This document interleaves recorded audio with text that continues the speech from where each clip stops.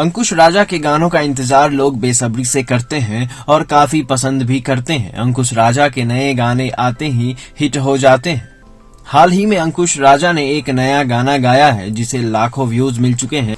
इस गाने का नाम है कुंवारे में गंगा नहिले बानी और ये लोगों को इतना पसंद आ रहा है कि इस पर कई इंस्टाग्राम वीडियो भी बनाए जा रहे हैं। इस गाने में हीरो हीरोइन और केमिस्ट्री बेहद अच्छी दिखाई गई है और लोगों को पसंद भी आ रही है। आपको बता दें कि इस गाने के लिरिक्स मनीष रोहताशी ने लिखे हैं। इसके म्यूजिक डायरेक्टर हैं आर्या शर्मा।